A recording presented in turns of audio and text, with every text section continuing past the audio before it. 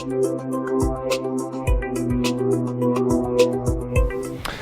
this is State of Security for October 21st, 2015. Now, what's interesting about that date is it's back to the future. So when they were in the DeLorean, Great Scott, and they're going there, this is the date that they said they were going to. So pretty exciting to be taping on this date. Some of the cool things that they had in the movie has actually come true, present day.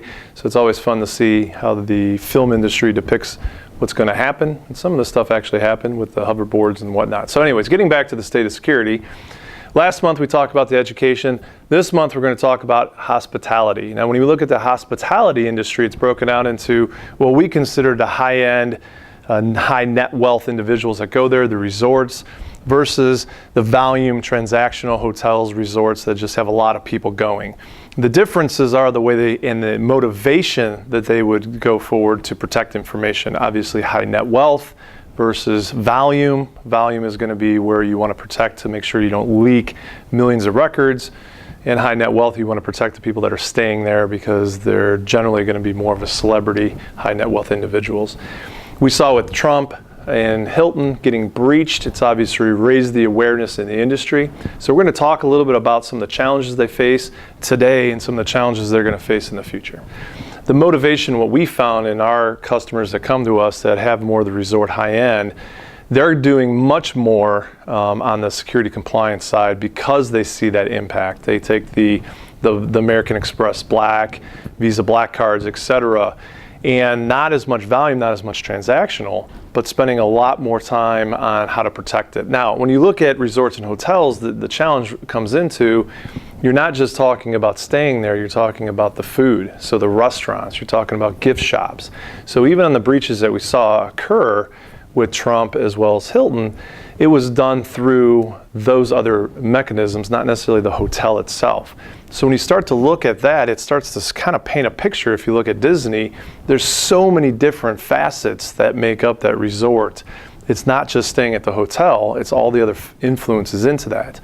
And what they're trying to accomplish and move to is really going to combat the security initiatives they have in place, which is more operational efficiency. Now they will call it customer intimacy, like they want the customer to be happier. So what am I talking about? Walking in and not having to stand in line at the Venetian for 2 hours to check in, you have a kiosk. You have your mobile phone now can get your key via like a near field communication device. And you're at the bar, you get an email, your key's already there, and you go up and you go to your hotel. They're doing that to reduce the overhead in order to get people checked in. Customer intimacy, you like it better because you don't have to stand in line. Now, as they start to move to these new initiatives and higher technology, obviously that increases the amount of security complexity that these organizations, specifically the hotels, are going to have. And when you start getting into using your card to go buy, Disney has, bracelets that you can walk around, do geocaching. There's a variety of new technology in there, but they have to secure that, and the privacy of the consumer becomes pretty high. So all these new things that are rolling out for the hospitality industry are going to have to be looked at from a security perspective. Unfortunately, they haven't done a lot in the legacy area of just protecting the data to this point. And as we move more to the sophistication of Internet of Things, we're going to see even more breakdown in security if they don't keep an eye on it. Physical security is another area. It's commonly been associated with any area, conferences, resorts, hotels where people go to. Obviously, physical security is a high initiative. When you look at what's transversed in the industry, we're seeing a lot of physical convergence to IT. When this starts to happen, you're going to start to see a lot more interest in the cybersecurity. So how do they roll out security governance on all the different resorts, all the different hotels? Do they have their own standalone, or are they all available? So access control, getting into the systems themselves for the camera, moving all that to a governance model so that you can just sit at one local or one centralized area and see all the different happenings across the chain. This is going to be something that the industry is going to start to look at, in addition to, as we already mentioned, rolling out new Internet of Things.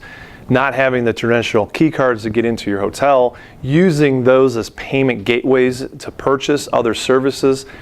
all this stuff, when you talk about physical security, is really going to converge in the cybersecurity realm fairly quickly. We're going to be talking about more of this in the Beer 30 coming up.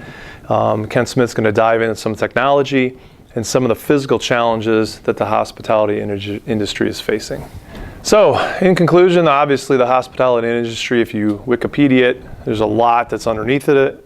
What we look at it, and just for this particular video, is the hotels, resorts, broken out from really high net wealth individuals that stay there versus the common volume type hotels and resorts.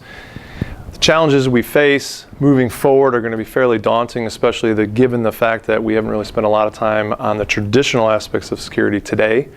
And hopefully watching the video gives you some ideas of some things to look out for and some solutions you can implement. This has been A State of Security. I'll see you next month.